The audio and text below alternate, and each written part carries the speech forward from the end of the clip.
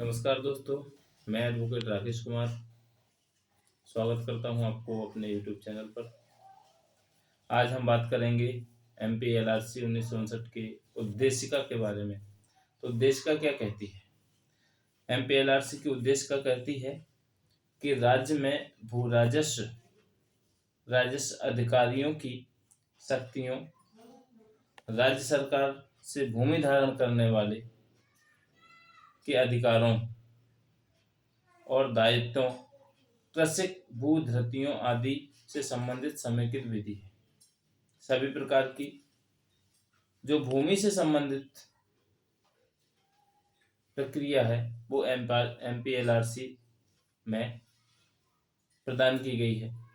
यदि किसी भी प्रकार का कोई अधिकारी आपके विरुद्ध कोई कार्रवाई करता है तो आप MPLRC के माध्यम से, अपने अधिवक्ता के माध्यम से उसमें न्याय प्राप्त कर सकते हैं और जो आपके साथ अवैधानिक कार्रवाई की जा रही है उसको विधि के अनुसार आप हल कर सकते हैं। तो इसमें सबसे पहले बताया है कि भू राजस्व। तो भू राजस्व की बात करें तो जो भूमि के संबंध में सरकार कर लेती है, टैक्स लेती है, उसी को भू राजस्व के रूप में यहाँ उल्लेख किया गया है। फिर आता है इसमें राजस्व अधिकारी। राजस्व अधिकारी जो रेवेन्यू विभाग में कर्मचारी होते हैं वो राजस्व अधिकारी की श्रेणी में आते हैं।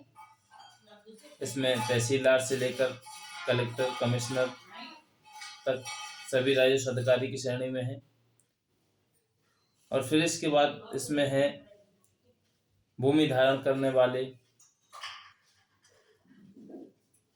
जो भूमि को धारण करते हैं यानी कि किसान, तो किसानों के अधिकारों के बारे में, राजस्व अधिकारियों के अधिकारों के बारे में संपूर्ण विधि जो बनाई गई, जो संपूर्ण मध्य प्रदेश में लागू की गई, वो MPLRC यानी कि मध्य प्रदेश भू राजस्व संहिता है, जिसके आधार पर संपूर्ण मध्य प्रदेश में जो भी भूमि है उसमें टैक्स का निर्धारण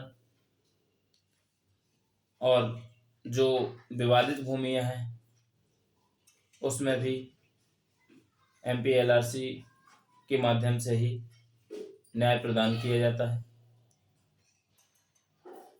और कृषक को न्याय प्राप्त हो जाता है। तो जो मुख्य उद्देश्य है वो मुख्य रूप से 3 प्रकार से है। पहला है भू राजस्व के संबंध में, दूसरा है राजस्व अधिकारियों के संबंध में और तीसरा है कृषि धारण करने वालों के संबंध में। तो यदि किसी भी प्रकार की आपको कोई समस्या आती है, चाहे राजस्व के संबंध में हो, चाहे अधिकारियों के संबंध में हो, या फिर किसी विवाद के संबंध में हो, तो आप मुझे संपर्क कर सकते हैं। मैं आपको प्रक्रिया और विधि